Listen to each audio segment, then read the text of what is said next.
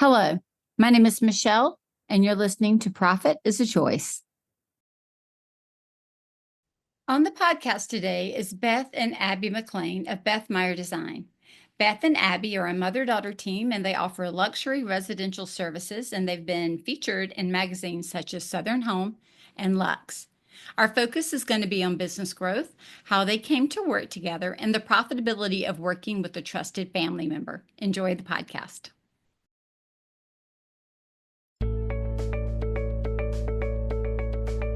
Every day, empowered entrepreneurs are taking ownership of their company financial health and enjoying the rewards of reduced stress and more creativity. With my background as a financial software developer, owner of multiple businesses in the interior design industry, educator, and speaker, I coach women in the interior design industry to increase their profits, regain ownership of their bottom line, and to have fun again in their business. Welcome to Profit is a Choice.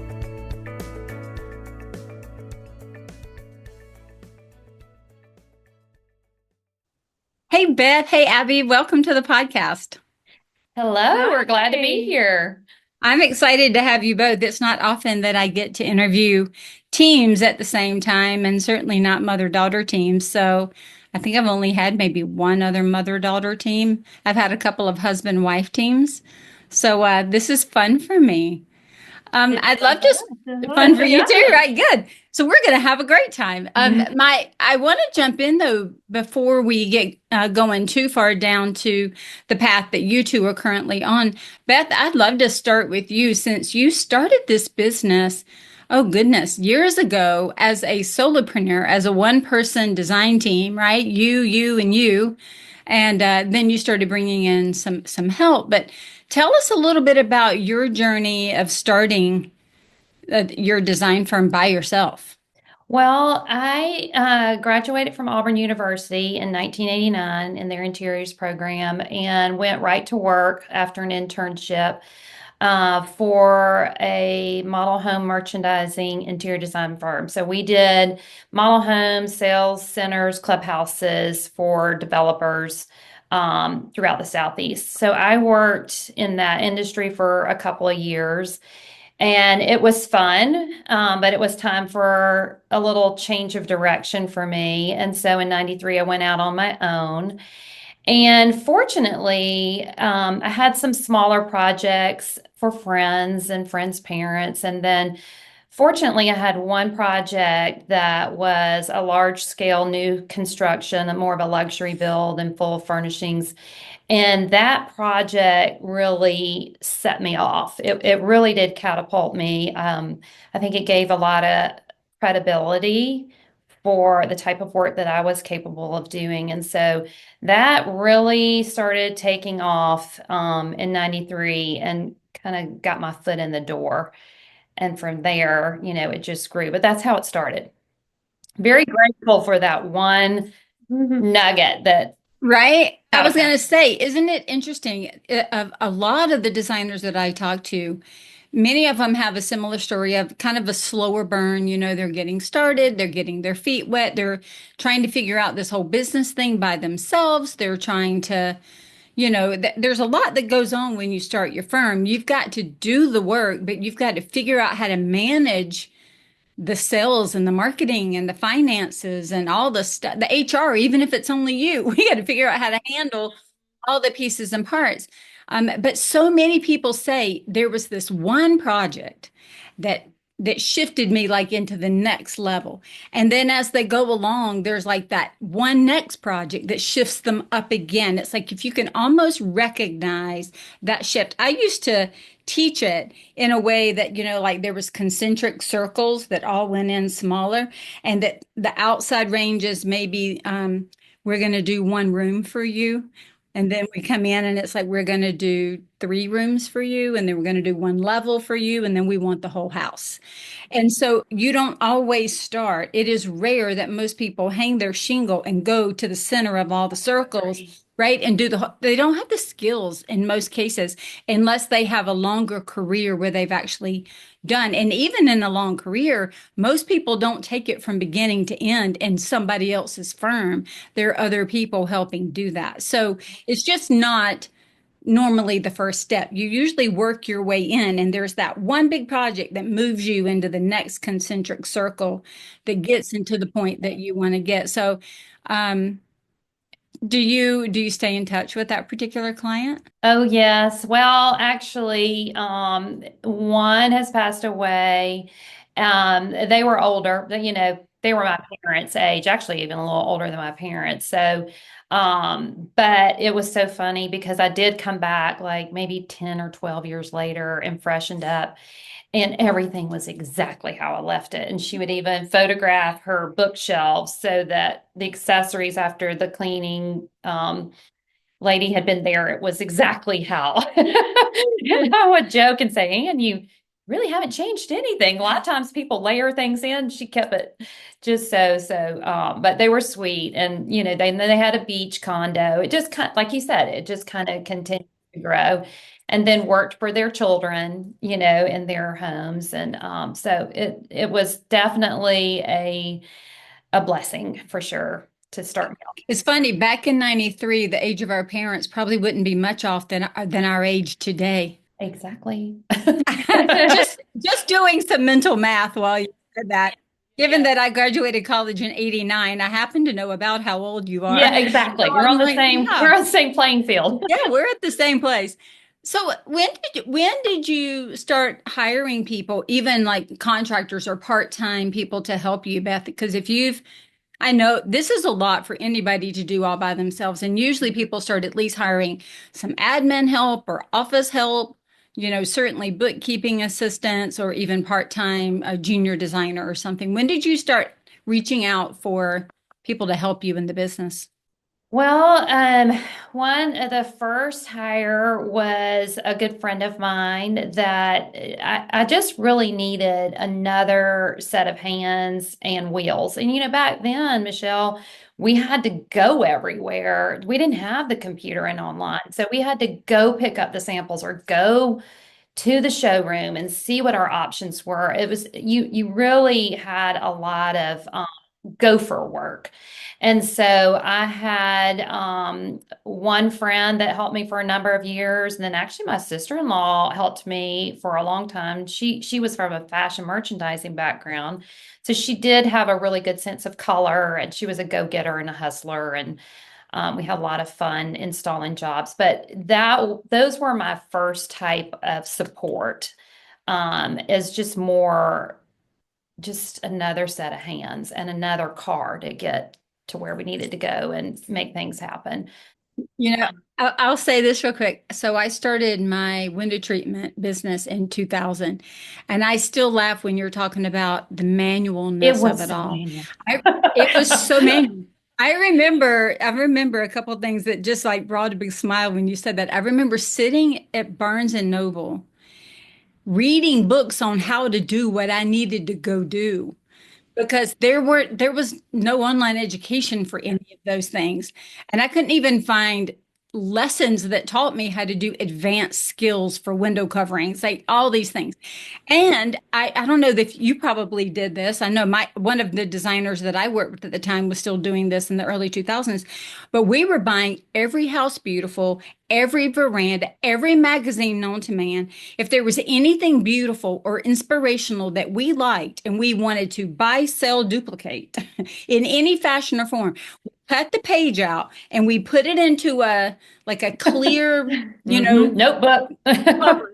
No, and then put them all in a notebook and then tried to arrange them to make our own lookbooks the way that we now would use Pinterest or the way that now we would use an inspiration board. And Yes, I was gonna say. it's like everything behind Abby, we had all that cut out and stuck into a piece. Yeah. But I actually was probably, it's funny you say that, in maybe elementary school, and I did the same thing, believe it or not. I don't think Pinterest was around yet, but I had a binder, and I guess I learned that from you. She We started early. always loved magazines, and I had them in the little clear file, so that's funny, but Yeah, the little clear folders that had the little three-ring punch, and you'd put them in there. And I actually just threw some away in the last year. I didn't realize they were still on my shelf taking up space. And I pulled out and I was like, Oh my gosh. And then if I went anywhere and saw a window treatment or saw anything, I was constantly taking pictures and dropping them into those folders for more and more and more inspiration as we traveled. So just funny when you said manual. I remember the very manual amount of work that went into doing anything visually. That's why people always would go into the model homes and they would say, just give me that, because that's all they had seen. We didn't have the breadth, unless you traveled, you did not have the breadth of inspiration that we now have with, the internet and the ability to see outside of where we live and what we do. Right. Yep. So at what point, so you worked with part-time help back and forth for years. Um, and I know you and I met, I want to say, in was it 22 maybe? Oh, 21, yeah. 22, Yeah. yeah. Yes, Yeah. I think Yeah. 21, 21. 22, somewhere around. And at that point, you had a small team that I think most were still part-time supporting you. They were all part-time. Yeah, I had another friend that did just another set of hands as well and running. And then I did have a part-time bookkeeper. And then I hired another lady that did, additional ordering and tracking and getting us ready for installs, but all part-time help.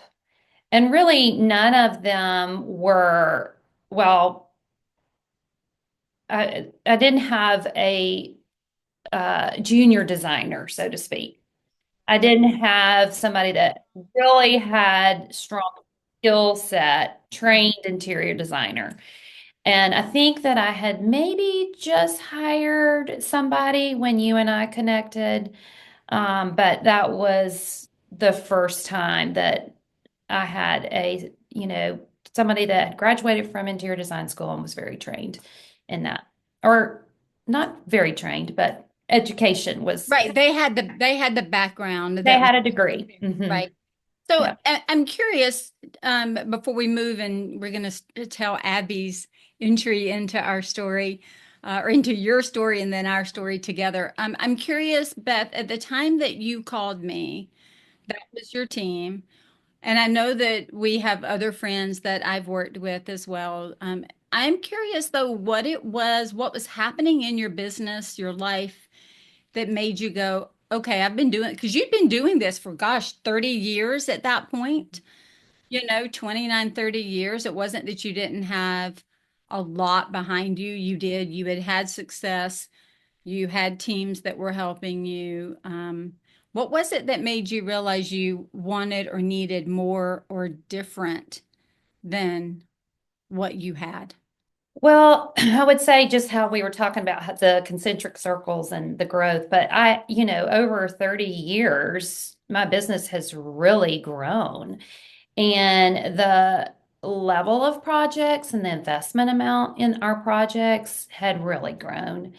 And that's a wonderful blessing, but it was a bit chaotic. And really, quite honestly, I was burning the candles at both ends. I was working like a dog, and I had great revenue, but I had no idea how much money was actually mine or what I was making.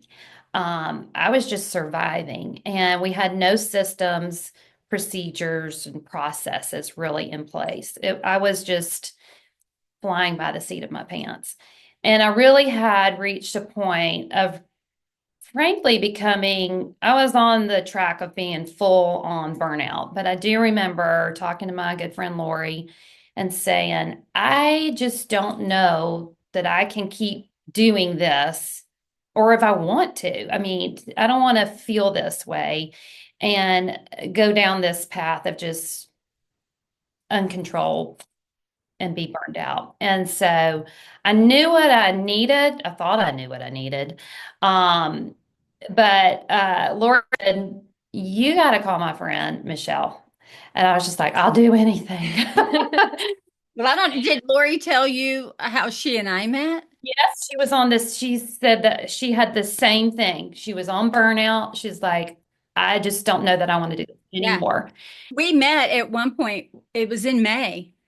It was in May of 2013. I mean, I remember it that clearly. She had on an orange trench coat, standing in the den of my friend Lindsay's home, and she was like, "I'm so burned out. I don't know that I can do this anymore." And I said, "Well, why don't you give me 3 months through the summer?" I said, "And either I'll help you turn it around, or you can decide to close, and I'll help you close it."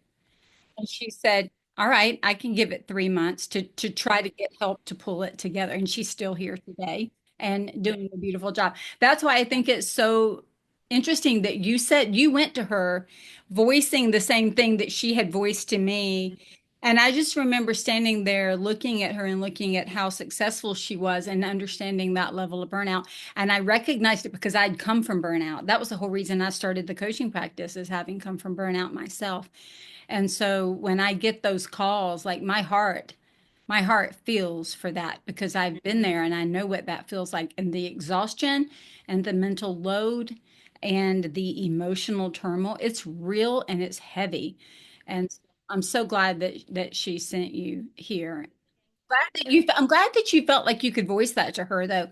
I think sometimes we just keep going, especially as women. I'm not saying men don't do it, but especially as women in business, we are so busy trying to be the caretakers. We're so busy trying to keep our families going. You had young children at the time, or younger children. You guys were, I think, early college or just getting out of college. And there was just a lot going on and all of that. And a husband and all kinds of things, a household.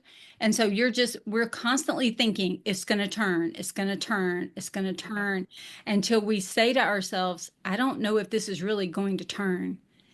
The thought of that is like, it'll shut you down. It will. When you're waking up in the middle of the night, writing things down so you won't forget or thinking Can't sleep at all. or can't sleep at all, it just it was I'm forever grateful to Lori for that and forever grateful to you because it has been a game changer, a total game changer. And so anyway, that's how I connected with you. And then we still have a lot more Yeah. after that, Yeah. yeah, But that's important because I want people to understand, and as part of your journey, you guys didn't just come into this together immediately. You have had a long 30-year journey before Abby comes in, who's been pulling out pictures and putting them in her lookbook from a little girl. Um, let's talk about this. The next question I want to ask is, Abby, tell us a little bit about your journey because you didn't come directly out of school and start to work with your mom. Your mother encouraged you to go out and do your thing before you guys ever came together. Tell us about your journey in design. So, backing way up, I grew up always interested in what my mom does, and she would tote me around to work sometimes. I went to Scott Antique Market and ADAC, and for me, it was always exciting to go. It was never like she was dragging me along. So from day one, I was playing with fabric samples and tearing out magazine pictures and all the things. And so, anyways, I went to Georgia and I did an internship. I worked a little bit with you over some summers during high school. Did an internship, I believe, after my sophomore year, before I started in the design program. And she just wanted me to see all aspects, the not so glamorous side, and make sure this is what you want to do. And I still loved it. So she worked for a couple of showrooms at yes. ADAC during her college years. Yes. Which was a great experience. And so graduated from Georgia. We had our internship the summer before our senior year. And then I worked for a great designer, still love, and interned for her throughout my senior year. And then worked for a handful of other reputable, great designers, learned so much from each of them. And I think even, back to the high school days when we were kind of thinking about my career path and wanting to go into this, she had always said, and I felt the same way, that, you need to go work for some other people. Don't graduate and just come work for me. And I think that was a really good move because I was able to learn so much from some other people that maybe I wouldn't have learned directly from you. Then when I did come on and work for her, I was able to bring some knowledge to the table, and it was a good move, good advice. I love that because you know what? We don't always learn from our parents the same way. And the way that the relationship with the parent and a child can be very different. And so I know that when my kids come in now, who are grown men, Abby's age and older, they come in and talk to me about something that they have experience with outside of what they've learned in our home. I'd listen to it very differently than I would if it's something that I taught in my home. Not only that, you know, I'm sure that every business I've worked with has had something to learn and somewhere to grow. We all have areas of growth. And so, Abby, for you to work with so many different designers and at showrooms, my guess is you were able to look and to see things that you might think, I want to do that if I ever have a business. I don't want to do that if I ever. That's I have people say to me all the time, I've never worked for another designer, so I don't even know what it looks like out there. I've never looked, I've never worked, I've never seen. And so you have that experience. I'm sure that when you then came in, and I know some of the designers that you've worked for and really great designers. And so when you came in to work with your mom and you brought knowledge from multiple places, even just what if we were to organize this way, or what if we were to do that? Beth, back to you for a minute. You know, the fact that everything was so manual back in the day and at our age, it has been a I mean, it just has. I usually tell people, and no offense here, if somebody's 45 and older, unless they have stayed with it, tech has moved past what they feel like they can jump in and do. And it's overwhelming. We didn't grow up with it. We didn't have cell phones. We had Atari. I mean, come on, people. We didn't have all that. Yeah. I remember when we got our first VCR, and I got one before everybody else on the street, and we had like 3 movies we could watch. That was it. But we just didn't grow up. You know, we grew up with the tinfoil on the antennas Yeah. trying to get the TV Yeah. to come Yeah. in. But not kidding. And trying to stop the snow. So it's such a different thing for us. And we have this idea that we're going to screw it all up and mess it up. And so we are a bit more hesitant as an age group to just jump in and tackle it. Not saying this is for every person, but I'm saying by and large at 45 and older, that's what you see. So we have to learn it to stay in business today. And I still know some designers that do almost every single thing by hand. Somebody the other day told me they were afraid of a Google Sheet. They were afraid of, Tell me about those. you A know, long way. but I was going to say for you to, have realized some of the chaos, even back when you and I first met, was that embracing of all of the technology coming from a more manual system and manual ways of doing things. And processes change over time. The way we buy changes over time. All the things happen that are just different. And so for you to have had to be more self-taught through some of that because you were working for yourself at the time, Abby to have been kind of shot out of school, learning it, knowing it, having grown up with cell phones, at least by middle school. I think my kids were middle school with phones. I remember when texting first came out, my son didn't realize we were paying for text. He was sitting on like the box at the corner of our yard with the little girl next door, and they texted each other while they were beside each other, and we got a $300 bill. Yeah. We stopped that one very fast. But they had cell phones from a smaller age than we did, right?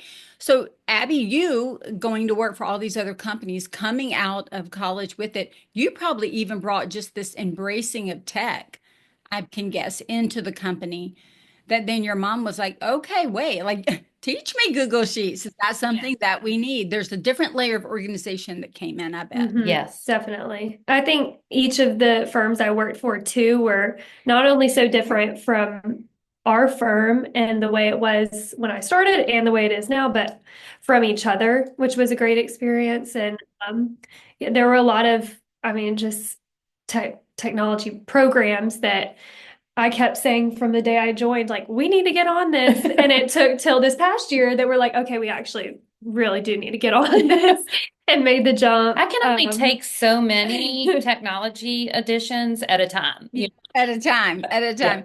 Well, let's back up one little step before we hop forward again.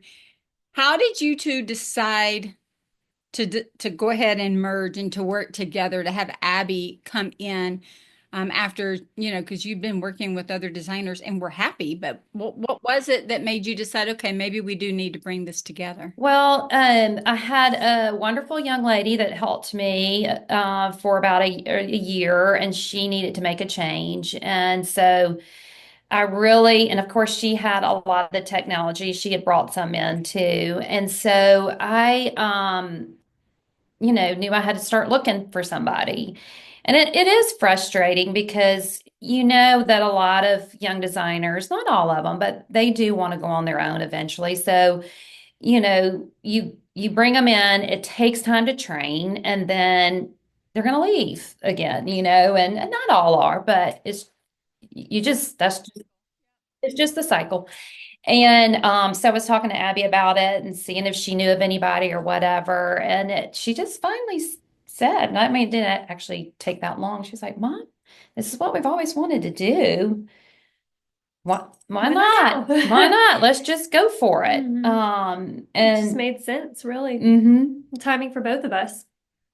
so that's how it fell into place. I'm like, if you're willing, I'm willing, And I'd been with you too for a while.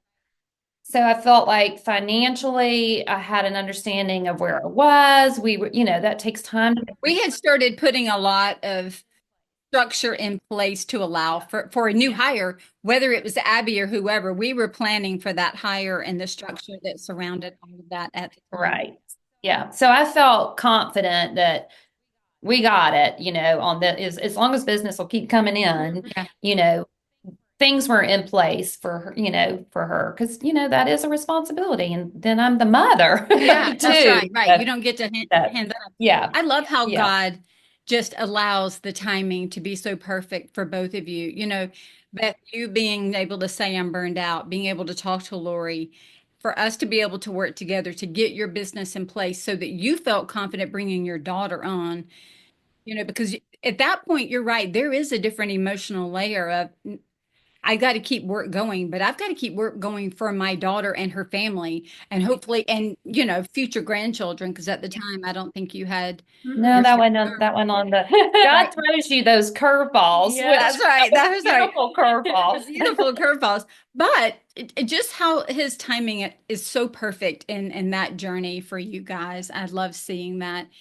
So Abby, when you came in, did you say, Mom, we need to sit down and talk about our positions? Did she talk about that? How did you guys negotiate at the beginning how to each have your own like area of focus or what you were going to do or how you were going to split the work? Because my guess is also that Beth trusted you a little differently than maybe she would somebody she didn't know because she knew your journey. She knew what you knew. She knew to some degree, what you could do. I'm sure you still surprised her because she said you did. But how did you guys at least start that conversation of how is this going to work? Yeah. I think from the beginning, we kind of, things just naturally, our roles just kind of fell into place. I think even now with all of our projects, we don't really split things up. No, I'd we're a say team. we are a team and do everything together from the designing. I do think I kind of took over more of the procurement, the ordering, the in the weeds kind of The organization. organization of running the project. Um, but I don't know if we really had a sit down like this is my job, these are my tasks. I think at the time too, it was really we were the only designers. We had not hired anybody else yet, so it was just we just do everything together, really. I think too, when she started, I think, I had work in progress. So she just had to kind of come on in and see how we did it. And then as we went along, she could say, hey, let's put this in a spreadsheet this way, because she was taking over the ordering and keeping track of all the work orders and POs. And she was more in the weeds, that's another thing. I'm not in the weeds anymore, which I really love. But it just kind of naturally evolved that she could see where we could organize better. And then we did get into some other, working with some coaching on processes and all of that too, as well. But it just kind of naturally evolved. And I appreciated and valued that she had a lot to come in with. So if she said, we can do this better this way. And I was going to just add to that, that you were always, I think that was a blessing. And just the dynamic from the beginning, it was never her saying my way or the highway. This is how I've done it all this time. This is how we're going to do it. She was, even now, it was just always open to, if that way works best, let's do it, So I think that made the transition easier too. I think both of you have very easygoing personalities. You both have a kindness. I know we just spent, we'll talk about why you came back into coaching in a bit, but we just spent a full day together not too long ago, early, at the beginning of the year, going through your mission, your vision, your values, and the heartbeat of your company. And I know, and that God is the center of what you're doing. I mean, you both have a heart for the Lord and a heart for each other and for the families that you serve and the people that you work with. And it's apparent in what you do and how you behave and how you present yourself, not just to the outside people, but to each other. And, working with a family member can be very difficult. There are some that will tell you do not work with family members, don't loan money to family members, like stay away from them as far as you can.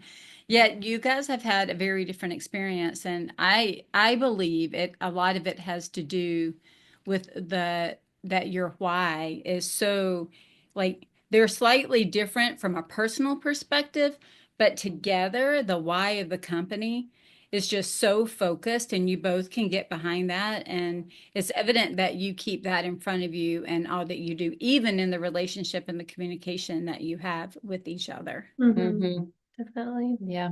What other benefits have you guys seen to working together? Well, my goodness. I mean, we just have a We ball. love it. We love it.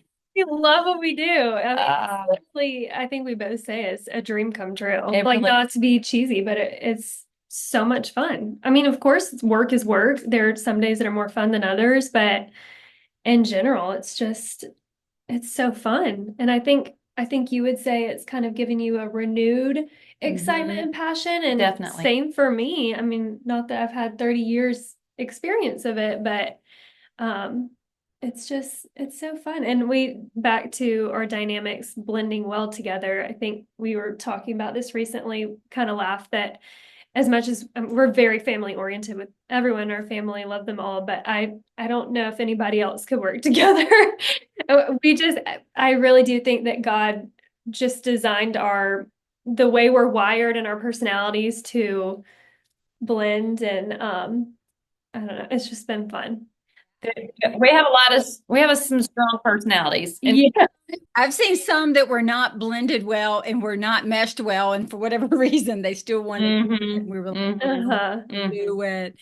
What's also been fun and following on your Instagram and things like that, Abby, is seeing your little girl go to work with mommy on some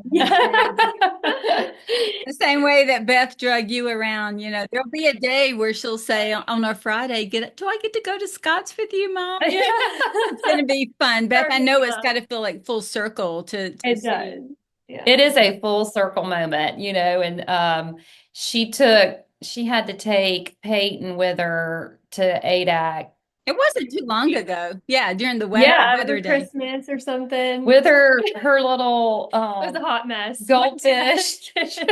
Did say it was hard, but it's fun. Yeah. It's fun. You'll have good pictures of that. Yes. Yes. So on another note, what have you found to be a challenge of working together? as a mother-daughter duo? Well, speaking of my daughter, I think that she was a surprise, love, amazing surprise. But it's just funny how God changed your plans. And I think, she has always said this in life in general. It's like it's great to have your plans and be proactive and be wise and think ahead, but you also have to hold them somewhat loosely. And so, I always say, keep your hands open because the Lord's gonna have yeah. something different. So, um, so we kind of had all these plans, and then I found out I was pregnant, and that was an exciting little challenge there. But I think it was just good for us to work through, just things going a little differently. And she was able to fill in the gaps for me when I was out for a little while, and just showing grace to me, trying to balance becoming a mom and working, and not just working, but the business is growing, and um, just balancing everything. I wouldn't, and that's probably, the biggest challenge that we Yeah, had. It was just a pivot we a weren't pivot is a better word. expecting. I Uh-huh. mean, but would not turn that back at Hmm. all. And then, I think from a mother's standpoint, it's very important to me that when she's home, she's with her family and mom's not calling saying, "Hey, forgot to ask you, did you remember da da da da da," and Even though I say it never bothers me, and we will be texting at 10:30 on a Friday night pictures of something we see, and I yeah, don't, but with she's our other respectful. girls, I don't want to bother them after hours. I mean, unless and they're also gracious. They, if I had to, they would answer. But I just want to respect her time. And so, my brain, just because it's always moving, probably the challenge is to stop it for her in the evening, which, you know what I mean? Just respect her time. I Respect do. her I time. do. Well, especially because even as your daughter, it's like, oh, I have the ability to share this with you. The boundaries are a little different. And so it's right because we can communicate at 10:30 as mother and son, my kids and mother and daughter. We can communicate at 10:30 on a Friday night. That's normal. But it's then trying to find the balance of where do we make it about a personal and not encroaching on work or doing too much. I have family members that work with me as well, and I try very hard to be very careful on how we do that outside of work times and spaces and agreed upon times to communicate, so that we can still be um, I hire my sister, I've hired my husband, I've hired one of my sons, so that we can still carry on our relationship in the most healthy way possible and not let them cross over into any bad areas. Because sometimes the things we have to share or say are just difficult things, just like they would be in any work situation. So and so's not happy, or we forgot to get this done, or oh my gosh, we had a misspelling here. And it's not always somebody's fault. It's just we got to work together to solve these things. And so I can appreciate that.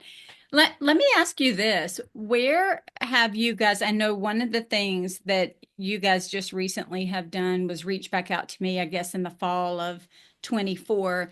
And we decided to work together this year to kind of merge some of the ideas that you both have for the future and for a longer term vision of where the company is going. So kind of taking that, you had a good year and a half, 2 year, well, 2 years probably, of the two of you coming together and finding your way of working together. You've hired another team. And so now what we're working on is how to move forward. What made you decide that the time was right to do that? Well, we had worked through a lot. We had done financials, rebranding, processes and procedures, and the business is just growing and the level of projects, one of the things you helped me with was, I guess you would say, niching down, instead of doing everything that came to me, we had moved towards taking fewer, but they're all large scale projects and they're all large investment projects. And with that, there's just some opportunity to keep growing in that market. And then we've had bringing on, opening a warehouse, our own warehouse now to receive everything and hold some stock. But Abby, we were kind of thinking about that, and you invited us to the workshop. And you had talked to me about strategic planning before, but I could only take one nugget at a time, which is strategic planning, Q1, Q2. Yeah. But I can only take on so much. But I know that because we've laughed about it, but we went to the workshop and I always said, well, I just thought strategic planning is just writing down some goals. And at We that work, realized we didn't really know what we a really didn't know what a strategic strategic plan was. And so after the workshop, we were like, oh my gosh, we need to dive into this now, and that was the impetus of it all. And just really digging deeper and how to bite those nuggets off in certain time periods, and then really getting down. Isn't it freeing? It Yeah. is. It is. I still think of the back and forth that I had with you when we were talking about it. And I was like, strategic plan. And you were all, oh, I've got a Yeah. strategic plan.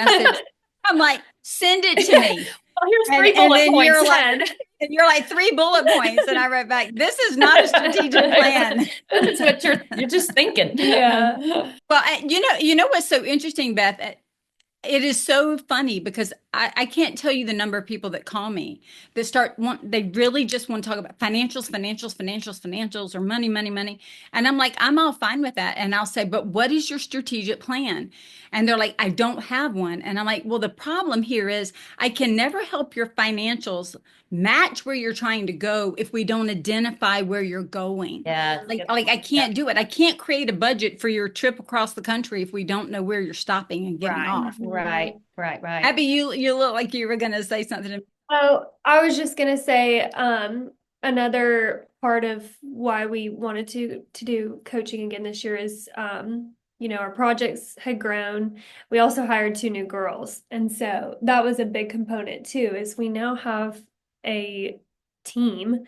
Um, and so just learning how to manage all of that and be a good boss, Be good leaders, yeah, be good leaders. and too, over time and all these opportunities, it's also given us even a little more of just a direction of where we want to go. And if you want to do those things, you do have to be successful in that.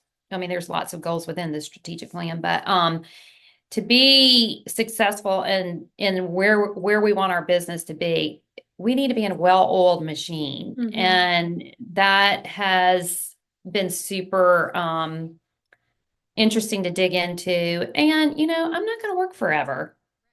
I want to work a long time, but I will be stepping back at some point. Now, I may still have one foot in and one foot out. I don't know, but she loves the business. And so go doing this exercise and keeping it going, it really makes me feel confident that when I step out, she's got a great business and she's invested in it. She's really invested in the time and working on our SOPs, and we're seeing the value of that. We had a discussion this morning about that we need to fine tune this. I see a weak link here that we need to just fine tune to alleviate training and retraining, again. And but there's many levels to why we wanted to dive into that. But in the end, too, I just feel like when I step back, she's got a well-oiled machine, and it's fluid. You're always going to edit, but I feel like I won't have to be here to run a business. She will have it all set in place. And let's be honest, you don't want her to be in the same place you were when you called me the first time, No, right? The whole no, goal here no. is not to be in that place because you recognize what that did to you, to the family, to the others around you. And honestly, I think some of the things that get us in that mode, speaking for myself here, is not having a good prioritization model because everything then feels like a fire. And then if I've not done things that are significant, which are SOPs, if you think about it, They're usually not urgent, and they're important, but they're not urgent. They're not on fire. They're one of those things that you've got to stop something else to do. So to me, they're significant. They're significant because if we put our time into getting things right and the structure right, then down the line it's going to be easier. But it means we got to block time, and we allow everything else to absorb our time, and we don't do what's most significant that's going to save us later, right? Put that process in place. Yeah. And so it's being able to then recognize how we do that so that we don't go into burnout. One of the things that I really loved about the day with the two of you was talking about, even as we talked about kind of that cycle of young men and women coming in and then maybe moving on, starting their own business, whatever it is they're doing, is the same family culture that you two have. You're trying to build a culture in your company that allows for other people to have families and to love the work that they do. I was chatting with the designer the other day and just talking about, Beth, you remember back in the day, I mean, all the way back when I was in the working environment in corporate, there was no part-time. We had one or two people that did what they called a shared job, and one would work Monday, Tuesday, and half of Wednesday. The other would come in the rest of Wednesday and Thursday, Friday. That was as close to anything as we could get, and most of them wouldn't do it. So women were either in or you were out. You were in the workplace or you were out of the workplace. There was no middle ground. There was none of the things that we have today. And I'm seeing a lot more push for women that are saying, I'm willing to work 4 days a week. Give me one day that I can run the errands, go to the doctor's appointments, have with my kids. And I'm seeing businesses, especially smaller businesses that have the capability of doing that, either running 4 10s or being off half a day on Fridays or finding some flex in the work life balance so that people can actually raise their children, be involved in, going to, I don't know, what muffins with mom, or all I could think of was donuts with dad, but so that they could go to whatever it is that they need to go to and still be able to be fulfilled and work. And I know that is also part of what you're trying to build is something that does keep family at the top, and very important. I really, we really have a great team, really just a great team right now. And I love mentoring too. I really love being on this seat and teaching again, teaching these young designers that are just coming out really the process because they don't you get in college you get the basics and the technology, but once you get into it and you're on the job, you learn more than all of your college years. But I really enjoy that. And, with back to the strategic plan, like where we are in structuring the company and roles and SOPs and all that. Well, it kind of layers back to not exasperating your employees. Like you're giving them the tools they need to do their job well. And you're not just giving them expectations that they have nothing, like, where do I start, And so I feel like that's also just being a good steward of their time with me, and teaching and being kind in the way we teach and not getting, I want them to enjoy what they're doing. I want them to enjoy coming to work. And so those are nuggets in our strategic plan that, back when you asked me what a strategic plan was, I wasn't thinking that, but we're seeing the results of taking that time. And, in the end, it's really good for our business as a structure, but also it's really for them. And, if they move on, I want them to say that their time at Beth Meyer Design was an enjoyable, great learning experience, and that Beth and Abby were great leaders. And so, You want them to feel as favorable about the places they worked as Abby does about the places she's worked. yes, Right. exactly. But the strategic plan, oddly enough, is equipping us to do that. Here's what's so important, and I want people to understand because you're saying it beautifully. It's identifying what it is you want to do and then creating time to do it. And the only way to create time to do it is to be, have a radical focus. In other words, we can't be focused on 45 things. That's squirrel, squirrel, squirrel, squirrel. We have to have a radical focus, a focus that says, this is kind of what we're going to do, and we're going to ruthlessly prioritize these things to get them done because they're going to move the needle. They're going to move the needle. They're going to move the needle.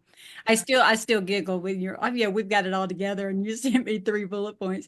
And then I love after our day together, you wrote back and said, I had no idea. I did not even know that that could be like that. I mean, it was really a fun day for me too. It was a It great fun was. day. It was by the end, we were kind of like driving home with no music. It's quiet, but like it was really, really good. And I think we have some really good plans. And she's such a plotter and a planner. I am too, but she's like next. Yeah, Abby got excited about all the chapters. I'm like a nerd Like, about some of oh, I it. like it. But It's fun to me. it definitely was it was just it was a great experience. It Yeah. just got the wheels turning. But for her too, like I felt like a lot of things I was just giving to her to figure out because she was like, we need to do this and that. I'm like, okay, figure it out. Let me know. Yeah, right. Go ahead. And she started to be like, I don't ever know if I'm going to get to this. But another thing with the strategic plan is we're in Q1 right now, Mhm. and we have our focus for this month. We don't need to worry about, some things we've talked about. We are solely focused on these things for this quarter. Right. That's right. It's And then next month, next quarter, we'll focus on these. I have clients that ask me, they'll come to this project like, oh my gosh, I don't know how we're going to do this. I'm like, hey, we eat an elephant one bite at a time. Mhm. And That's right. that's your plans. Yeah, exactly. That's right. So It is. It is. So let me ask you this as we wrap up our time together. The podcast is Profit is a Choice, and we talk about profit in more than just money, profit being like communication, like all kinds of things that help enhance the company that lead to profitability. What would you say has created the profitability in working together? we kind of talked about this a little bit. Yeah, I think the first thing that comes to my mind is our goals are the same, and we have done a deep dive into our missions, our values, all the things. And so we are both pushing each other. It's built-in accountability to reach those goals. And like you said, I mean, of course it is the money side of the profitability, but it's the work-life balance. It's me being able to raise Peyton the way I want, the way she was able to raise me. It's leading our girls well, having a great work environment. I think that we're both our vision and our goals are so clear that it helps eliminate things that don't meet those goals, if that makes sense. Yeah, you can weed out Yeah. what I was kind of thinking on a different level. Abby in her strength finder, she's an achiever and she gets a lot of satisfaction out of meeting a goal or whatever. So that fills your cup. Mm-hmm. And my cup is very relational. I'm very relational. And so I am loving that the relationships are all good and positive. And, even with the girls, the whole team, it's just, if you would say profitable, it just fills my cup in the Yep. business, Yeah, I that is profitable. enjoyable. And then that trickles on down to, the projects and our clients. If we have our systems in place and our processes and, just the business is organized and functioning well, that also makes the clients feel very comfortable. It's a good relationship. It's just, it's multi-layered, if you will. But I hope that answers your question. No, it does. I was even just thinking too of the profit. It profits you both to, and I loved what you both said. So this isn't a in place of, but an and. I love how it profits you. And Abby kind of hit on the fact that you have the same goals. And so sometimes when we have hires, we're constantly wondering, are they pulling in the same direction? Are they going to walk away? And when you guys stay on the same path, pushing in the same direction, there is a "you've got my back" Yes. Oh, yes. profit to the Yep. other person, right? That bonus that the other person, where your other employees may very well have your back, there is something about your daughter or your mom in the business having your back in a different way that gives you the courage to continually push forward. So not only does iron sharpen iron to keep each other accountable and focused and better and growing and all the things, there is something about the courage that one person lends to another person to move forward. I know either with my husband, my children, my sister, my parents, my best friends, something about their belief in me helps me move forward. Something about my belief in them helps them move forward. And for you guys to have that kind of back and forth in the workplace, I think definitely allows you both to, yeah, of course we could do that. Sure, I'll help you get that Yeah. done. Yeah. Wow, that's going to Yeah. be a stretch for us, but we can do it. Like there's that Yeah. push. I don't want We it. do say that. And Yeah. that kind of tables back to your question about a family member and, working with a family member. It's just a very trusting relationship, Mhm. I do know I have her with me to go forward, and she has me. So, and I trust her. Mhm. And I trust her. It's a good, yeah, and we balance each other out well too. Yeah. I once had a pastor say about husband and wife relationship that you're like a jigsaw puzzle. And, where one is strong, the other is weak, and you fit together. And I feel like that is us here. We Mhm. we definitely have different strengths and weaknesses, but when you put us together, it's just a rock solid bond and team. And Yeah. I'm very proud of her. I'm like, wow, I love I it. can't believe this one is mine. I'm sure And I got she's two other very, great ones I'm too. sure she's very proud of you too. And you're right, you Yeah, do Yeah. have yeah. other amazing children. Something that I'll point out before we close. I've worked with a couple of partnerships lately where they never really did the work up front to determine one person's mission vision, the other's mission vision, and kind of merging them, that jigsaw puzzle that you talk about. And so, for anybody listening out there, you guys came to me not long after you kind of came together and started recognizing it. But the more that you can understand the strengths and the weaknesses of each other, and instead of pounding on their weaknesses, support their strengths, the more that you can understand that, like you immediately start to see why she checks things off, why she needs order, because achiever, she needs it to fill her bucket. And you care about your teammate, even if it's a partner and not a daughter or a spouse, you care about them because you're in business with them. The goal is you want their cup to be filled so that they enjoy their work and vice versa. And then the more that each person understands their why and we bring them together and merge it into a company why that supports both, then that's what makes you feel like you're pushing towards the same things. And so I think doing that work is just imperative to feeling like you both fit and not like somebody's gonna, come along behind you and knock your feet out from under you where you don't see it. Mhm. You told us, suggested the strength finders. I think I did that with you at the very beginning. And then the whole team has done it now. And it's really interesting for the four designers on the team. It was fun. We all put it out there so you could see. And we have two like one that is she's relationship oriented, and then the other one is more, she and Abby have the same skill sets, but I think it's real important for them to see because they're kind of a team, Yeah. work well together, and to understand how they both operate and think, and I think that's super helpful. Yeah. Mhm. So, Well, thank you both so much for sharing your journey. I am super excited to be part of your journey and to support you. And I just love how you guys work together. It's aspirational for many. And so thank you for well, sharing. thank you. Thank Thank you. you, Michelle. Yeah. You have changed my life, my friend, and then my design business. And I'm very grateful, and my friend Lori for referring you.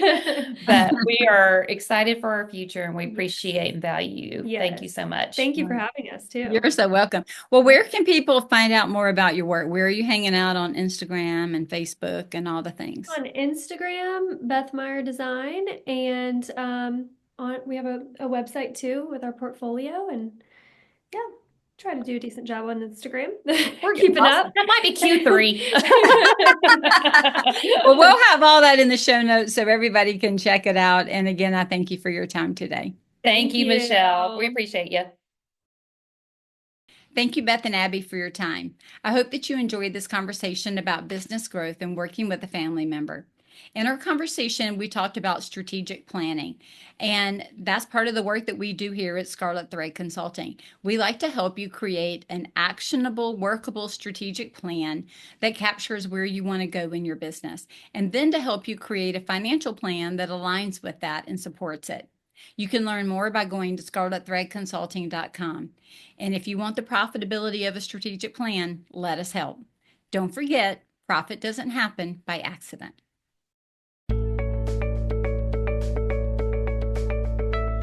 Profit is a Choice is proud to be part of the designnetwork.org, where you can discover more design media reaching creative listeners. Thanks for listening, and stay creative and business minded.